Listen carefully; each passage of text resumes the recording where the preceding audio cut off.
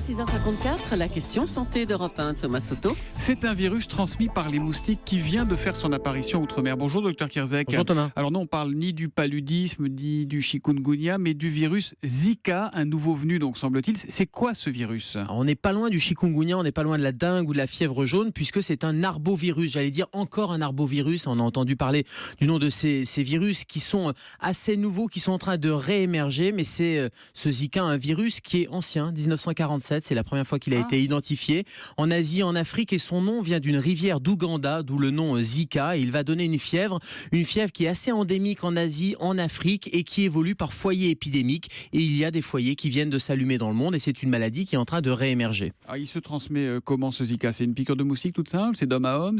Classiquement, comme tous ces arbovirus, il se transmet par une piqûre de moustique. C'est pas d'homme à homme, il faut un vecteur qui est indispensable, c'est ce moustique. Alors il y a plusieurs espèces de moustiques qui vont le transmettre, et en particulier le fameux moustique tigre qu'on a entendu parler pour les dernières arbovirus. Dans le sud de la France. Exactement, qui est arrivé dans le sud de la France, qui bouge sur la planète, qui est en train de migrer, et ce vecteur est indispensable avec des foyers épidémiques qui sont en train de s'allumer un peu partout dans le monde et particulièrement en Amérique latine, avec une maladie qui est difficile à saisir parce que le diagnostic est compliqué dans le sens où l'infection peut passer totalement inaperçue, totalement asymptomatique, et donc c'est difficile d'aller identifier ces nouveaux foyers épidémiques. Mais c'est grave, on entend dire que c'est notamment très dangereux pour les femmes enceintes et les bébés qu'elles portent. Dans l'essentiel des cas, c'est asymptomatique 80%, il n'y a pas de symptômes. Donc ça passe, on s'en rend pas compte. On ne s'en rend absolument pas compte. Parfois, c'est un syndrome grippal, ça va mimer des symptômes de la grippe, de la fièvre, de la fatigue, des douleurs musculaires. Et malheureusement, dans certains cas, il y a des complications soit neurologiques, c'est le fameux syndrome de Guillain-Barré. C'est une paralysie progressive d'abord des membres inférieurs.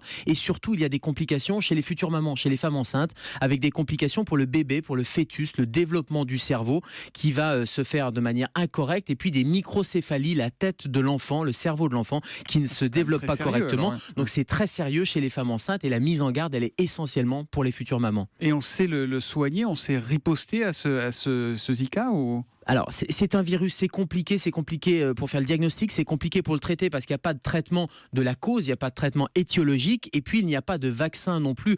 Donc, ce sont essentiellement des mesures de prévention contre les moustiques, donc les mesures individuelles, un classique, la moustiquaire, les diffuseurs électriques, des vêtements amples, et puis des insecticides, et puis des mesures collectives. Alors, on l'a beaucoup dit sur le chikungunya ou la dengue, c'est d'éviter les sources d'eau, vous savez, c'est les points d'eau stagnants qui vont être un lieu privilégié pour que les moustiques puissent s'y développer. Et puis ça va être éviter des voyages pour les femmes enceintes, notamment éviter certaines zones géographiques. Alors vous nous disiez que ça venait d'Asie, on voit que ça arrive aux Antilles. Il sévit où exactement aujourd'hui ? Alors les derniers bulletins épidémiologiques, la Guyane, la Martinique sont touchés, la Guadeloupe, Saint-Martin sera également touchée avec quelques cas, et puis, et ça c'est relativement nouveau et inquiétant, les autorités sanitaires américaines, le fameux CDC, vient de déconseiller officiellement les voyages pour les femmes enceintes dans 13 pays d'Amérique latine et dans les Caraïbes, et c'est la première fois qu'une telle recommandation pour une population cible est donnée pour des régions spécifiques. Et le Haut Comité de Santé publique français, cette fois, a peur que ce virus arrive en France, puisqu'il pourrait migrer. Toutes les conditions sont réunies, notamment pour l'été prochain.